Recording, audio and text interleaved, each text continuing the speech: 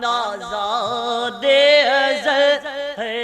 لیقات کا سیدہ فاطمہ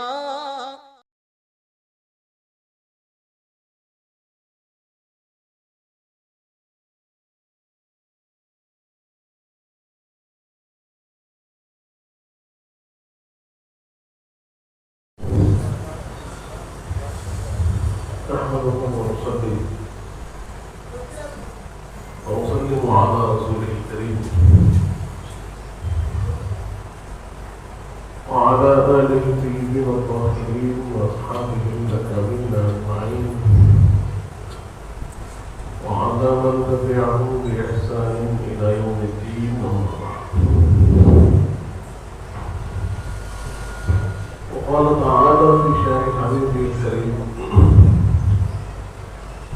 إن الله وملائكته يصلون على النبي يا أيها الذين آمنوا صلوا عليه وسلموا تسليما اللهم صل على سيدنا محمد وعلى آل سيدنا ومولانا محمد وبارك.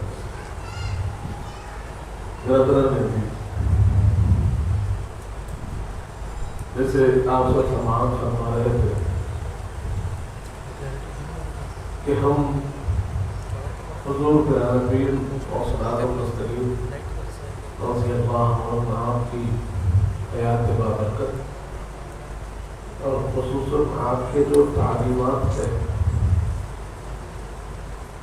اس میں سے کچھ حصہ جاننے کی سعادت حاصل کرتے ہیں.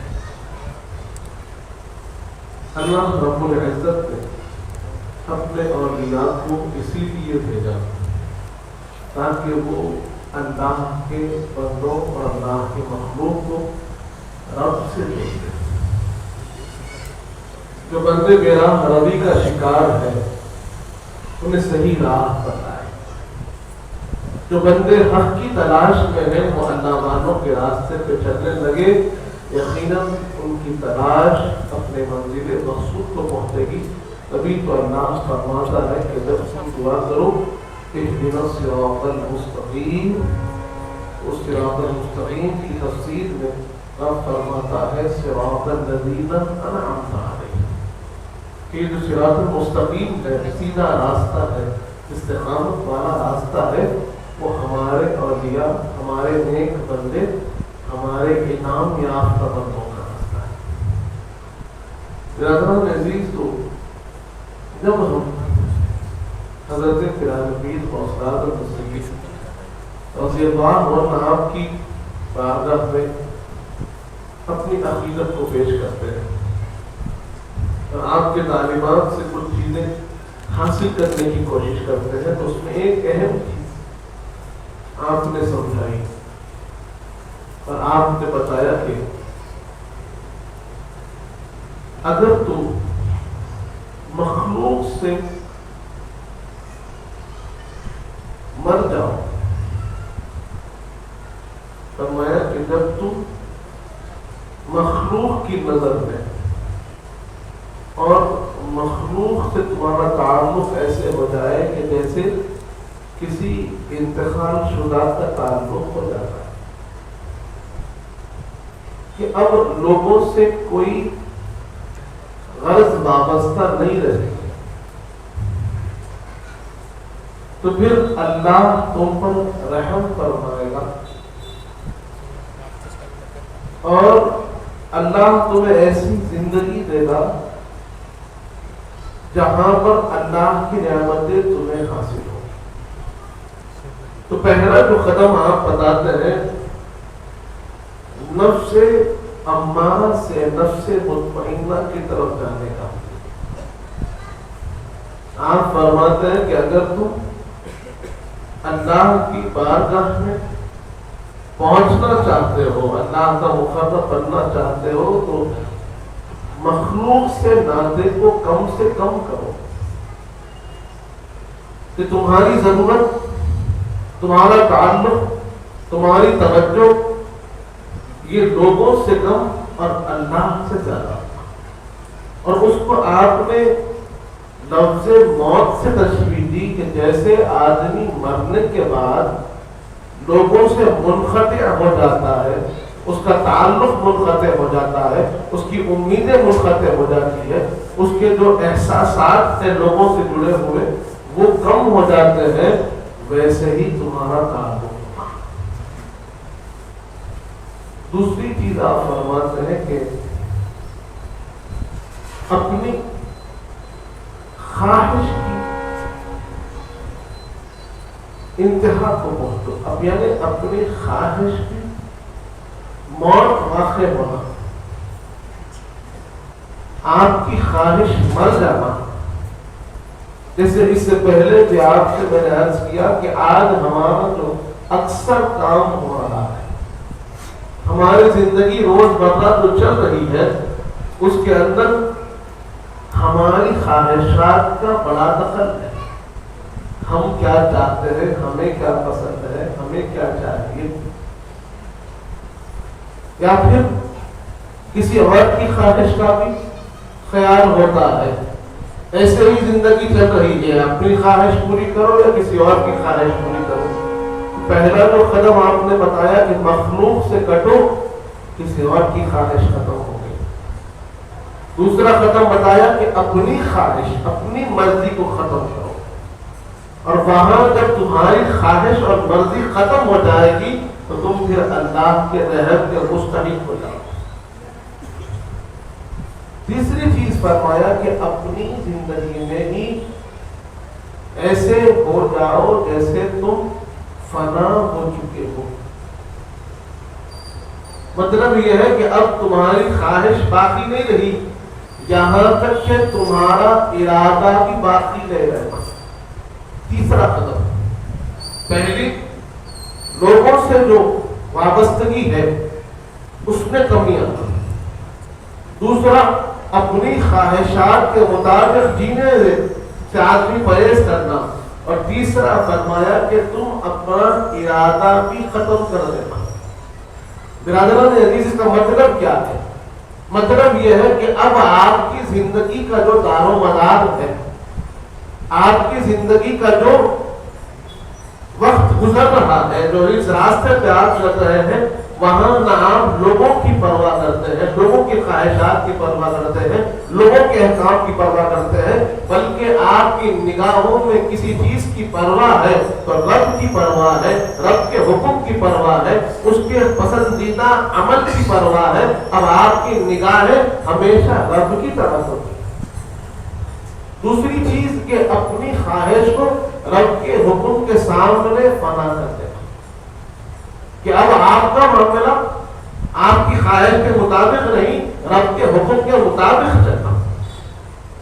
یہاں تک فرمایا کہ اب تک تو معاملہ یہ تھا کہ حکم رب کا، ارادہ میرا، کوشش میری ہوئی تھی، لیکن جب ایک معاملہ ایسا بھی آتا ہے کہ اس راستے میں بندہ چلتا چلا جائے تو اس کا ارادہ بھی ختم ہو جاتا ہے، اس کا حکم بھی ختم ہو جاتا ہے۔ اب حکم ہوتا ہے تو رب کا ہوتا ہے، ارادہ بھی ہوتا ہے تو رب کا ہوتا ہے۔ برادران عزیز، بات اگر سمجھنی ہے تو ہمیں اس حدیث پاک کی روشنی میں سمجھنا ہوگا،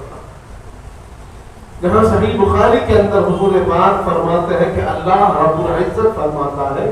کہ جب بندہ اللہ سے قریب ہو جاتا ہے، اللہ کے عبادت کے وقت کو گزارنے لگتا ہے، پہلے فرائض کی پابندی کرتا ہے، کوئی فرض نماز نہیں چھوڑتی، کوئی فرض عمل نہیں چھوڑتا، کوئی فرض روزہ نہیں چھوڑتا، کوئی فرض زکات نہیں چھوڑتی، اگر حج فرض ہے تو اس کو بھی ادا کرتا ہے، فرائض کی پابندی کرتا کرتا پھر اسے عبادت کا شوق ہوتا ہے۔ اب فرائض سے ہٹ کر وہ نفل بھی پڑھنے لگتا ہے، سنت بھی پڑھنے لگتا ہے۔ اب اس کا دل دنیا میں، دنیا داروں میں نہیں لگتا، اب اس کا دل لوگوں سے بات کرنے میں نہیں لگتا، اب اس کا دل لگتا ہے اللہ کے ذکر میں لگتا ہے، اب اس کا دل لگتا ہے تو اللہ کی یاد میں لگتا ہے۔ اب اسے لوگوں کی باتیں پسند نہیں آتی، بات پسند آتی ہے تو پروردگار کی پسند آتی ہے، یاد پسند آتی ہے تو اللہ کی پسند آتی ہے۔ اگر لوگوں میں بیٹھتا ہے بے چینی محسوس کرتا ہے، اللہ کی راہ میں بیٹھتا ہے، اللہ کے سامنے بیٹھتا ہے تو دل کو سکون ملتا ہے۔ جب یہ عالم ہونے لگے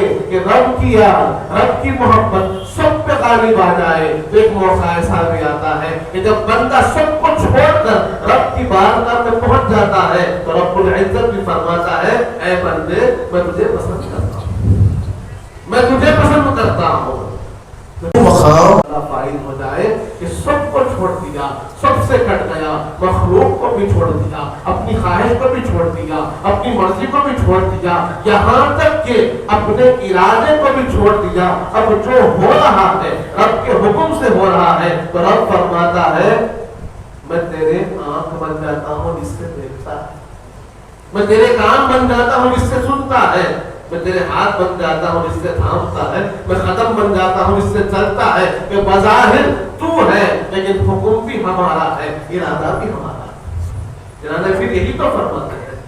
کہ اگر تم اپنے آپ کو دنیا میں اس طریقے سے رکھو کہ تمہاری موت واقع ہو چکی ہے، اب کوئی تعلق تمہارا مخلوق سے باقی نہ رہا، کوئی خواہش تمہاری اللہ کے حکم کے سامنے باقی نہ رہی، یہاں تک کہ تم نے رب کے ارادے کے سامنے اپنے ارادے کو ختم کر دیا، تو یہ موقع بھی آتا ہے کہ رب کہتا ہے کہ دکھنے میں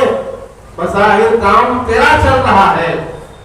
نام تیرا چل رہا ہے، دکھنے میں ہاتھ تیرا ہوگا، کام ہمارا ہوگا، آنکھ تیرے ہوں گے، دیکھنا ہمارا ہوگا، کان تیرے ہوں گے، سننا ہمارا ہوگا، قدم تیرے ہوں گے، چلنا ہمارا ہوگا۔ اب دکھنے میں نام تیرا ہے لیکن پیچھے کام ہوگا۔ حضرت عزیز یہ معاملہ جب آدمی یہاں پہنچ جاتا ہے تو پھر وہ اپنے نفس کو، اپنی خواہش کو ختم کر چکا ہوتا ہے۔ اسی لیے طرف فرماتا ہے یا ایتھا النفس المطمئنہ ارجعی الی ربک راضیۃ مرضیہ، اے نفس مطمئنہ اپنے رب کی طرف لوٹ جا، راضی اور مرضی کہ تو رب سے راضی ہے، رب اس سے راضی ہے۔ برادران عزیز یہ کب حاصل ہوتا ہے جب آدمی اپنے خواہش کو، اپنے ارادے کو اور اپنے تعلقات کی ساری بنیاد کو رب کے حکم پر رکھے، کوئی اور چیز نگاہوں میں نہ ہو۔ اس کی ایک مثال ہمیں پیارے نبی سرکار کے واقعے سے ملتی ہے، واقعہ یاد آ رہا ہے کہ حضرت پیارے نبی نے ایک موقع پہ یہ معاملہ بھی طے فرمایا کہ بغداد میں سب سے مہنگا جو لباس ہوگا آپ نے بدل کرنا۔ آپ نے اپنے مرید خاص کو بھیجا کہ جاؤ 1 دینار گز ایسا لباس کا، میں اس سے کم، میں اس سے زیادہ۔ آپ کے جو مرید تھے وہ کپڑے کی دکان پر گئے اور 1 دینار گز بہت مہنگا کپڑا، بہت مہنگا کپڑا۔ جب ایسا کپڑا آپ کے مرید خاص نے اس صاحب دکان سے پوچھا تو اس دکاندار نے پہلے تو پوچھا کہ کس کے لیے اتنا مہنگا کپڑا، تو انہوں نے کہا کہ میرا نبی نے منگایا ہے اور فرمایا ہے کہ نہ اس سے کم ہونا نہ اس سے زیادہ، 1 دینار گز والا کپڑا دینا ہے۔ اس نے نکال کر یہ مہنگا کپڑا دے دیا اور وہ دکاندار کہتا ہے کہ میرے دل میں خیال آیا کہ اتنے بڑے اللہ کے ولی ہے، اللہ والی شخصیت ہے، سید الاولیاء ہے، اتنا مہنگا کپڑا، اتنا مہنگا کپڑا پہنتے جو بادشاہ بھی نہیں پہنتے ویسے کپڑے آپ پہن رہے ہیں۔ وہ کہتے ہیں کہ میرے دل میں یہ خیال آیا، آپ کا مرید تو کپڑا لے کے نکلا اور ایک میخ میرے پیر میں آ کے چبھ گئی، اور ایسی چبھی کے بس جان حلق میں آ گئی، اب چلنا پھرنا دشوار ہو گیا، بخار سے میرا جسم تپنے لگا اور اس کا جو انفیکشن ہے، زہر جو ہے وہ پھیلنے لگا۔ کچھ دنوں کے گزرنے کے بعد حال یہ ہو گیا کہ کسی کے پاس اس کا علاج موجود نہیں، کوئی اس کو نکال نہیں پا رہا ہے، اور کوئی ہاتھ لگاتا ہے تو میں چیخ مار لگتا ہوں۔ میں نے کہا کہ نہیں، مجھے حضرت شیخ عبد القادر جیلانی رضی اللہ عنہ کے پاس لے جائیں۔ میں حضرت کی بارگاہ میں حاضر ہوا تو حضرت نے مسکرا کر کہا طبیعت کیسی ہے؟ میں نے عرض کیا کہ یہ ایک عجیب تکلیف آ گئی ہے کہ کوئی طبیب حاضر بھی اس کا علاج نہیں کر پا رہا ہے، پیر کی تکلیف اتنی کہ جان نکلنے کو ہے، زہر ختم نہیں ہو رہا ہے۔ آپ نے جواباً فرمایا کہ میں جو لباس پہنتا ہوں وہ کسی کے حکم سے پہنتا ہوں۔ اگر مجھے حکم دیا گیا 1 دینار کا لباس پہنو تو میں 1 دینار کا پہنتا ہوں، اور جو میں تمہارے سامنے کھڑا ہوں 1000 موت کے بعد کھڑا ہوں کہ میری اپنے رب کے سامنے 1000 موتیں ہو چکی ہیں، اب میرا حکم میرا نہیں میرے پروردگار کا ہے، اب میرا ارادہ میرا نہیں اس پاس سے ارادہ ہوتا ہے تو میں کام کرتا ہوں۔ اسی لیے اگر کوئی چیز سوچتے ہو تو سمجھ کر، برادران عزیز یہ فرما کر پیرانے پیر نے دعا فرمائی، اور وہ شخص کہتا ہے کہ وہ میں جب وہاں سے میں گزرا تو نکلی اور کہاں گئی معلوم نہ ہوا، کہاں گئی معلوم نہ ہوا، کہاں سے آئی تھی معلوم نہ ہوا، کہاں گئی معلوم نہ ہوا۔ تو یہاں پر حدیث پاک ہماری رہنمائی فرماتی ہے، رب فرماتا ہے من عادی لی ولیا فقد آذنتہ بالحرب، کہ جو میرے ولی کی دشمنی کرے، جو میرے ولی کی مخالفت کرے، رب ذوالجلال فرما رہا ہے کہ میں اس سے جنگ کا اعلان کرتا ہوں۔ تو اگر کوئی معاملہ سمجھ نہیں آتا، اگر کوئی چیز ہمارے ذہنوں میں نہیں آتی، تو پھر ہمارا خیال یہ ہونا چاہیے کہ ہمیں معلوم نہیں ہے،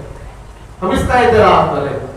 ہم یہ کہیں کہ مجھے سمجھ نہیں آ رہا ہے، میری سمجھ سے باہر ہے، ہم اس کا اعتراف کریں، کیونکہ ہم جانتے ہیں کہ حضرت خضر علیہ السلام نے جب حضرت موسیٰ علیہ السلام کے ساتھ سفر شروع کیا اور آپ نے ایک کشتی کو توڑا، حضرت موسیٰ نے پوچھا اے خضر کیا کر رہے ہو؟ آپ نے کہا اے موسیٰ آپ نہیں جانتے، آپ صبر کریے، آپ نہیں جانتے اس کے پیچھے کی حکمت کیا ہے۔ ایک بچے کو آپ قتل کر دیا، حضرت موسیٰ علیہ السلام نے پوچھا اے خضر آپ ایک چھوٹے بچے کو قتل کر رہے ہیں، اس کا مطلب کیا ہے؟ یہ تو بظاہر گناہ دکھ رہا ہے، غلطی دکھ رہی ہے، ایسے کیسے ہو سکتا ہے؟ آپ نے کہا اے موسیٰ اگر صبر کر سکتے ہیں صبر کیجئے، ورنہ اب یہ ھذا فراق بیننا و بینک،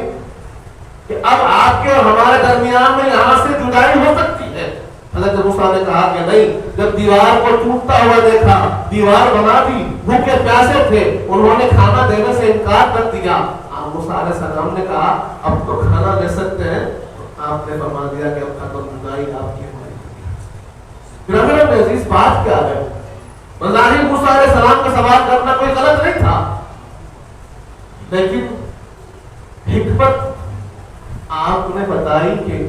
کئی اعمال کے پیچھے بڑی حکمتیں ہوتی ہیں۔ اگر ہم کو معلوم نہیں ہے، ہمارے علم ہماری وسعت نظر وہاں تک نہیں پہنچتی ہے، تو ہمارا کام یہ ہے کہ ہم اپنی زبانوں کو خاموش رکھیں۔ ہاں اگر بظاہر آپ کو یہ چیز نظر آ رہی ہے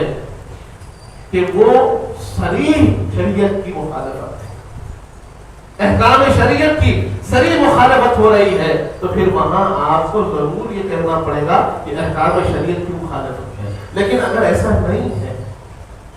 تو پھر ہمیں چاہیے کہ اگر وہ پابند شرع ہے، اگر وہ احکام خدا کو جاننے والے ہیں اور اچھائی سچائی کے ساتھ چلنے والے ہیں، تو بس زبان کھول کر اعتراض کرنا ضروری نہیں ہے۔ برادران عزیز ہماری ذمہ داری یہ ہے کہ ہم کسی کو چانچے، کسی کو پرکھیں تو بظاہر احکام شرع کے دائرے میں پرکھا جائے، اس سے زیادہ ہمیں اعتراض کرنے کا حق نہیں۔ تو یہاں پر پیرانے پیر نے فرمایا کہ میرا جو عمل ہے وہ اللہ کے حکم سے ہوتا ہے۔ برادران عزیز تو ہمیں چاہیے کہ اگر ہم اللہ کے راستے میں چلنا چاہتے ہیں، اگر ہم یہ چاہتے ہیں کہ ہم اللہ کے قریب ہو جائیں، تو بھی ہمارا فرض ہے کہ اپنی خواہش کو ختم کریں، اپنی مرضی کو ختم کریں، اپنی پسند کو رب کے حکم کے سامنے ختم کریں، کہ جہاں ہمیں بظاہر یہ بات نظر آئے، جہاں پر یہ بات سمجھ آئے کہ یہاں رب کا حکم کچھ اور کہہ رہا ہے، میری خواہش کچھ اور چاہتی ہے، تو ہمیں اپنی خواہش کو چھوڑنا ہوگا، رب کے حکم کو ترجیح دینی۔ یہ آج نہیں ہو رہا ہے، اسی لیے آج ہم کوتاہی کا شکار ہے، آج ہم اللہ کی بارگاہ سے دوری کا شکار ہے، آج ہمارے اندر وہ حلاوت اور کیفیت نظر نہیں آتی، کیونکہ ہمارے اوپر طاری ہے اپنی خواہشات، دنیاوی طلب، دنیاوی ضرورت، دنیاوی مال و متاع کی طلب ہمارے اوپر غالب نظر آ رہی ہے۔ اس لیے ہم دیکھتے ہیں کہ روحانیت ہم سے دور ہو رہی ہے۔ روحانیت کے لیے نفس کا ختم ہونا ضروری ہے، اپنی خواہش کا ہونا ختم ہونا ضروری ہے، اور اللہ کے حکم کا ہمیشہ خیال رکھنا ضروری ہے، تبھی ہم اس راستے پہ چل سکتے ہیں۔ برادران عزیز، تو ہم جب حضرت پیرامبر کی بارگاہ میں حاضر ہوتے ہیں، یا پھر آپ کے فیض یافتہ اللہ کے جو اولیاء ہیں، چاہے بارگاہ خاکی چمن ہو یا دیگر جہاں اللہ والوں کی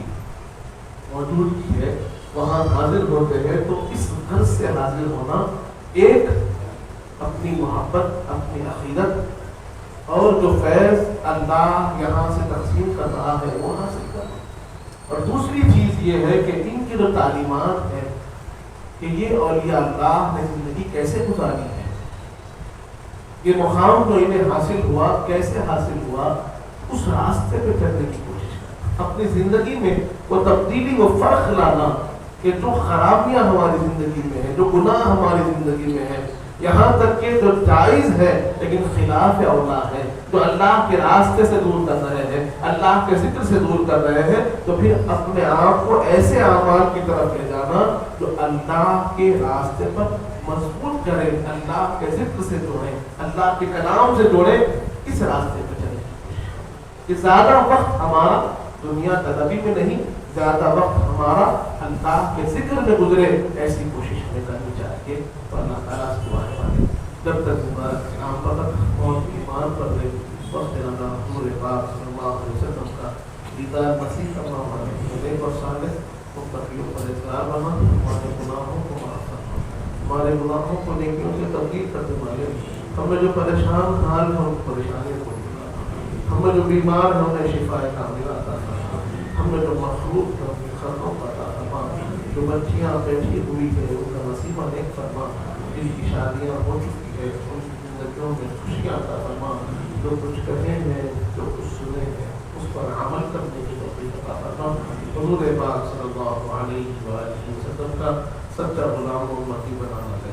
اہل بیت اطہار کا سچا غلام بنا، صحابہ کرام کا چاہنے والا بنا، اولیاء اللہ کا چاہنے والا بنا، ان کے بتائے ہوئے راستے پر چلنے کی توفیق عطا فرما۔ وصلی اللہ تعالی علی خیر خلقہ سیدنا محمد وعلی آلہ وصحبہ وسلم، والحمد للہ رب العالمین۔ سرکار آپ کا محتاج کرم ہے، نسبت کی قسم ہے، نسبت کی قسم ہے۔